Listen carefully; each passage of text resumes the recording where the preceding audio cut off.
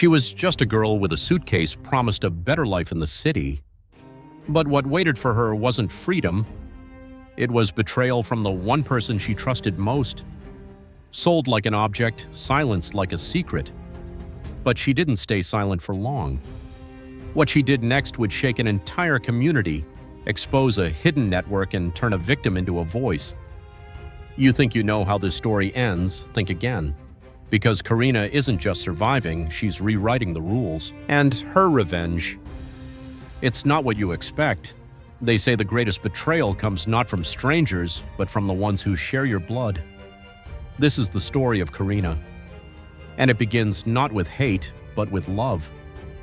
She was just 8 years old, a curious, soft-eyed girl with a laugh that could melt even the grumpiest heart in the village. Her world was small but beautiful, a clay-walled house, a garden full of mango trees, and parents who loved her more than life itself. Her father, a fisherman with strong arms and a soft voice, used to hoist her up onto his shoulders at dusk and say, "From up here you can see your future." Her mother, a gentlewoman who sang while she cooked, always kissed Karina on the forehead and whispered, "You are made of magic, my little star." In that tiny corner of the world, Karina didn't need riches. She had love, she had safety, she had everything until the day the river took it all away. It was supposed to be a simple trip. Her parents were heading to the next village to sell fish, but the rains came early that year. The river swelled angry and wild, and their small wooden boat never made it back. The village elders came with the news. Karina remembers the moment as if it were carved into her soul. One elder knelt before her, placed a heavy hand on her shoulder, and said, "Child, you are very brave. Brave."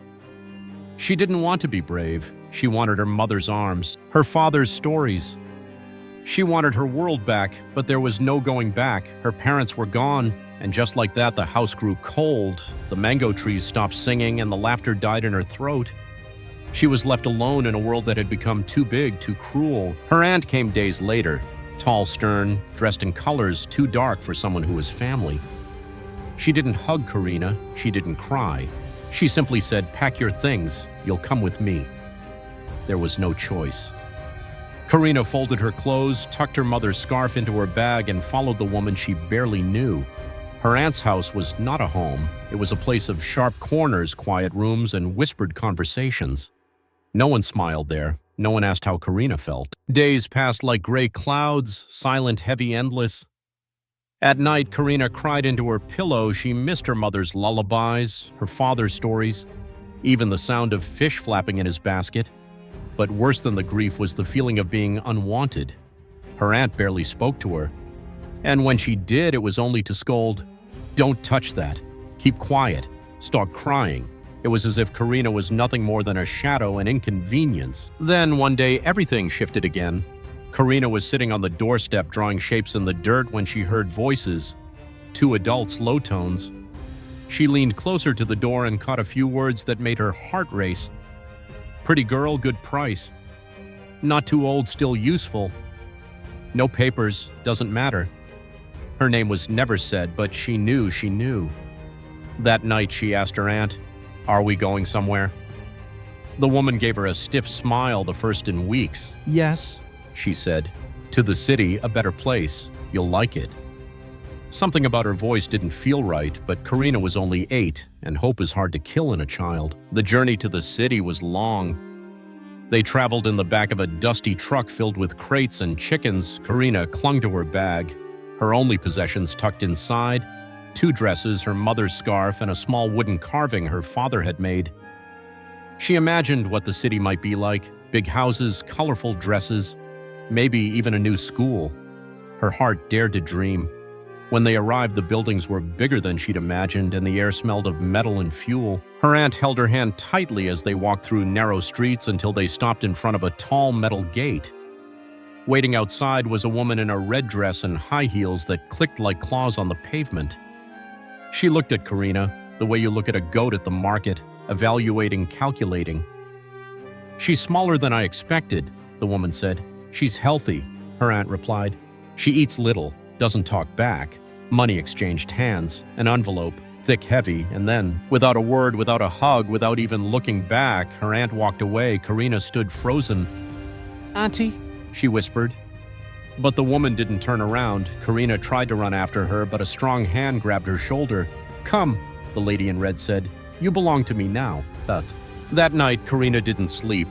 The house was enormous, filled with marble floors and gold-painted chandeliers, but there was no warmth, no joy. The woman's name was Madame Claire. Her husband, Monsieur Paul, barely spoke. They didn't ask Karina about her favorite food. They didn't ask if she missed her parents. They handed her a broom.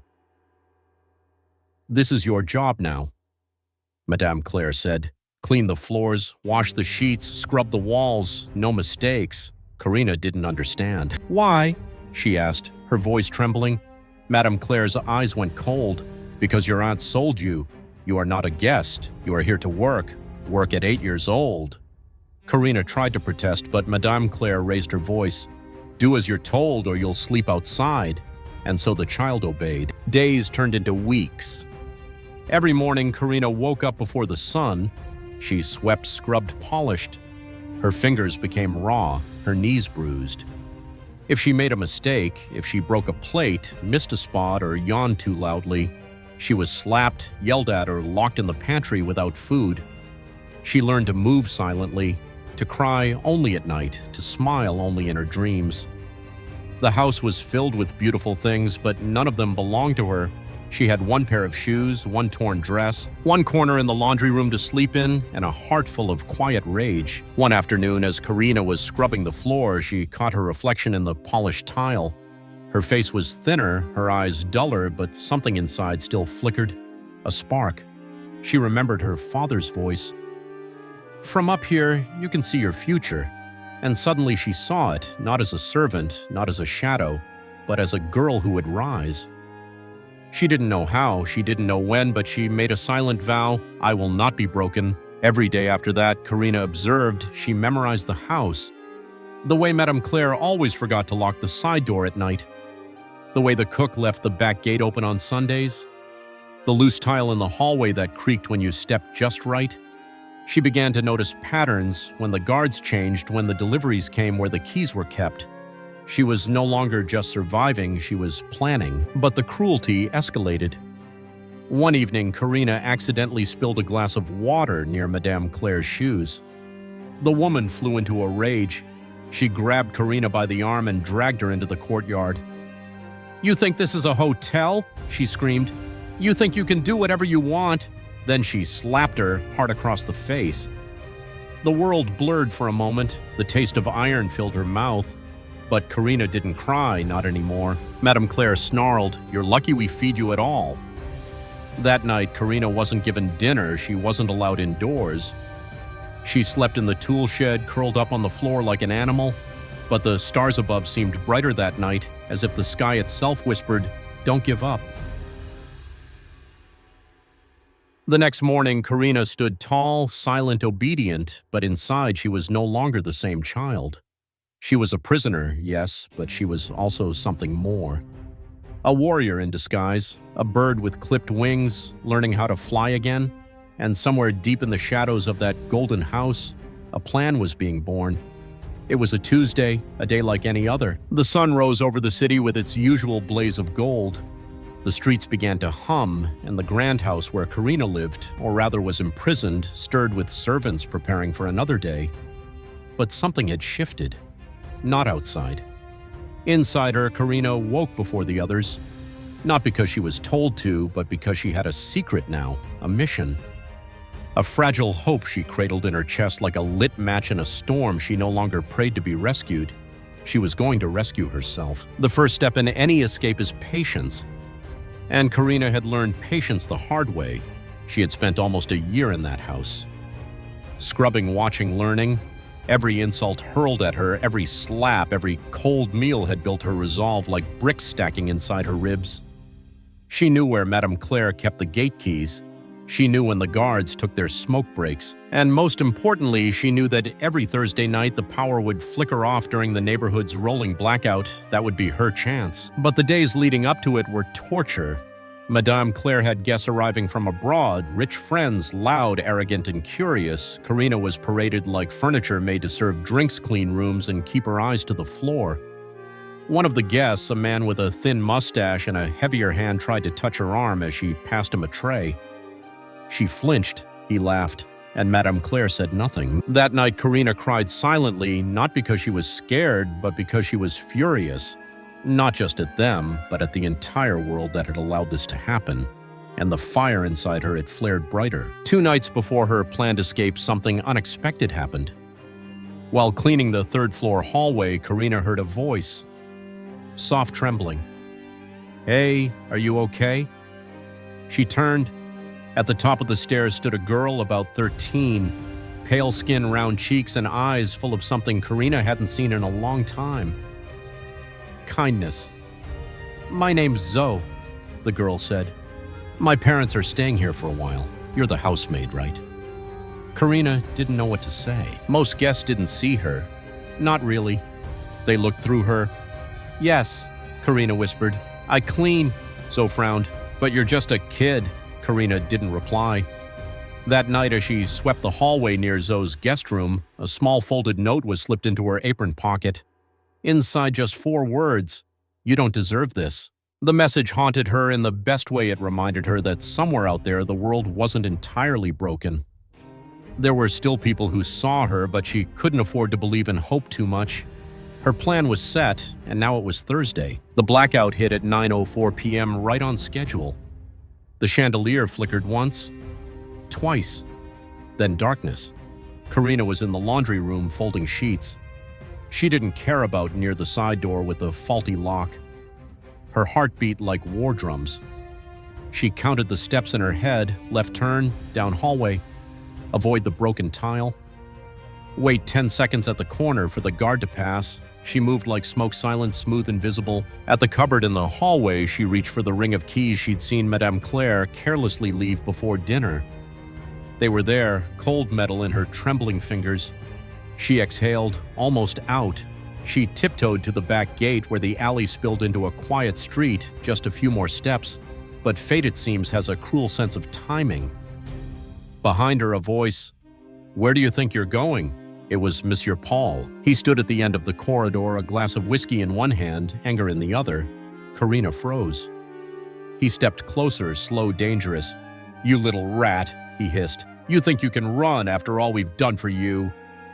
Karina gripped the keys tighter. She said nothing. Then he lunged.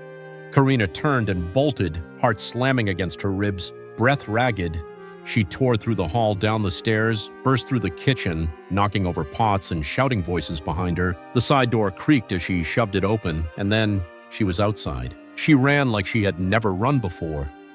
Through alleys, past barking dogs, past honking cars and blinking street lamps.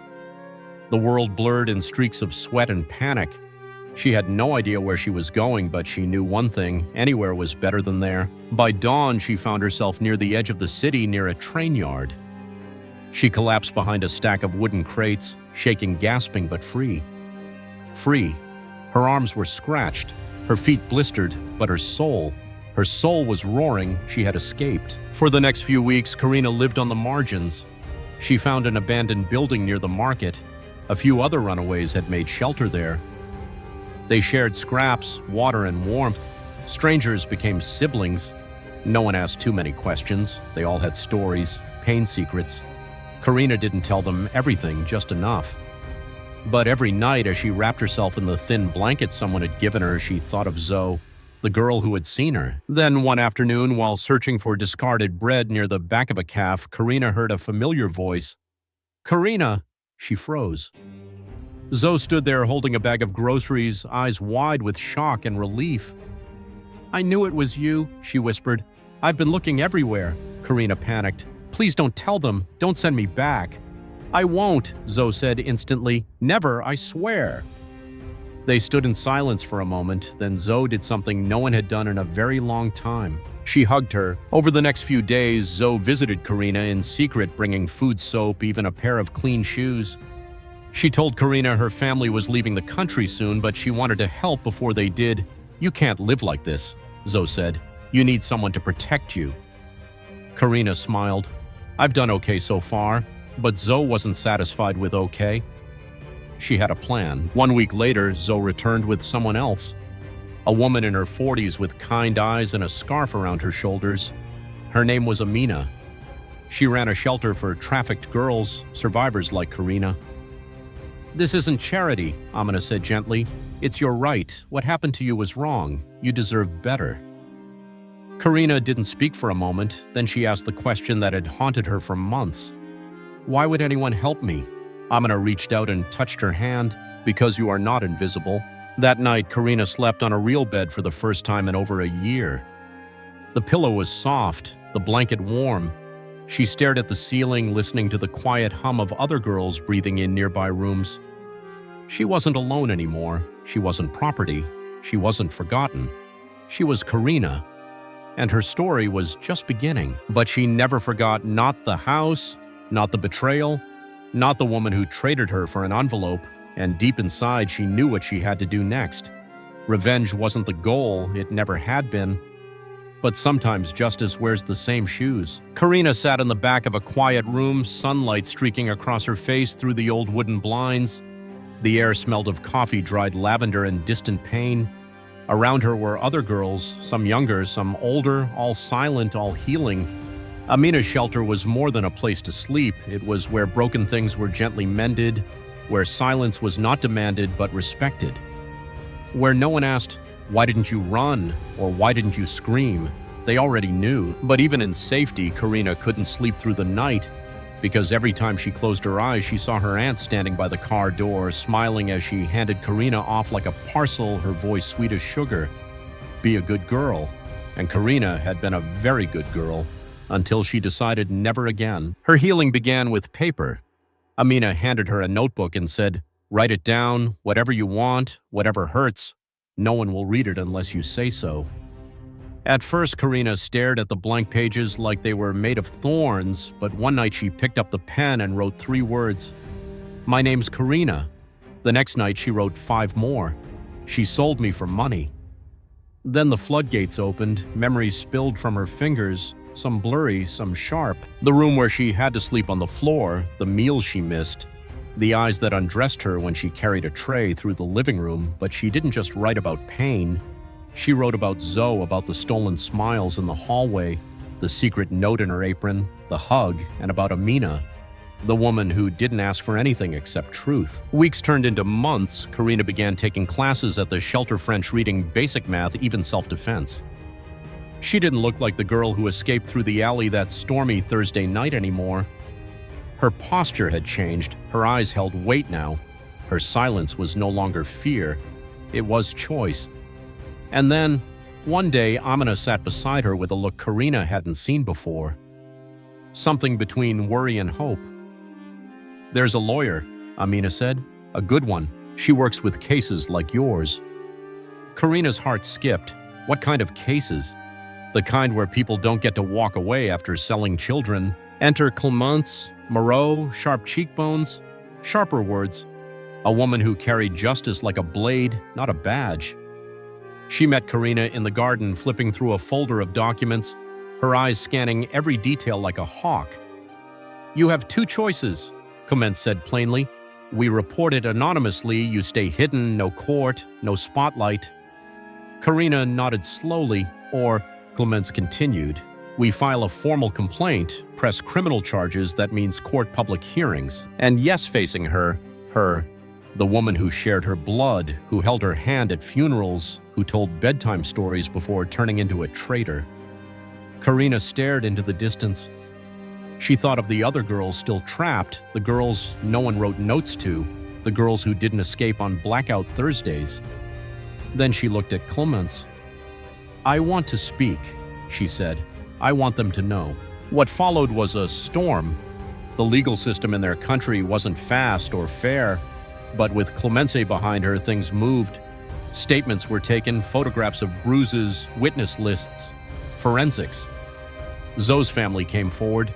Her testimony became a golden thread in a tangled web. The girl had written everything down in a journal, even the name of the man who tried to touch Karina. He had vanished. Cowardice travels fast. As for Madame Claire, she denied everything. Of course she did. She was a bad girl, Claire claimed. A liar, a thief. She broke into our home, but she hadn't expected Karina to fight back. She hadn't expected the girl she once called nothing to step into a courtroom and become someone. The trial began on a cold morning. Karina wore a white blouse and jeans, simple, honest. Her hands trembled when she took the witness stand, but when she looked at the jury, the judge, and finally her aunt, something inside her steadied. She told them everything, not in anger, not in tears, just truth, pure and raw. "My aunt promised me I'd live with her to study," she said quietly.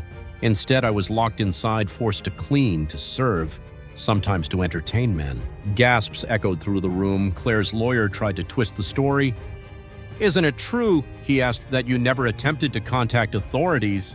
Karina didn't flinch. "Sir," she replied, "I didn't even know what country I was in." It took weeks, but when the verdict came, it was like thunder in her chest.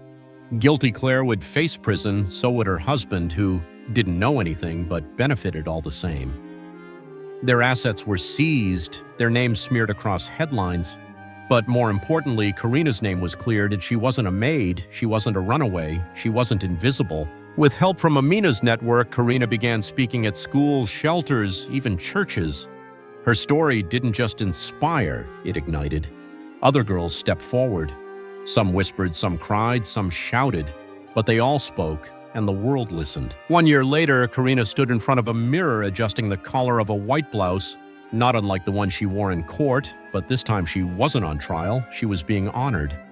A youth leadership award from a women's rights organization, press cameras, applause. But she didn't do it for claps, she did it so the next girl wouldn't feel like a ghost in her own skin. That night after the ceremony, she walked alone to the riverside. The city lights shimmered across the water like 1,000 tiny stars. She opened her old notebook, the one Amina gave her. The first page still read, "My name's Karina." She smiled, and beneath it she wrote, "I am not what they did to me, I am what I chose to become, to be continued, or perhaps finally beginning." Thank you for staying with us until the very end of Karina's journey. Her story isn't just about pain or revenge. It's about reclaiming dignity, finding strength in silence, and daring to rise after being broken. If her journey moved you, made you reflect, or opened your heart to a different perspective, we'd love to hear your thoughts. Please share your feelings in the comments below. Every voice matters. And if you believe in the power of storytelling to heal and inspire, don't forget to subscribe to our channel. More stories await, and we'd be honored to have you walk with us through each one.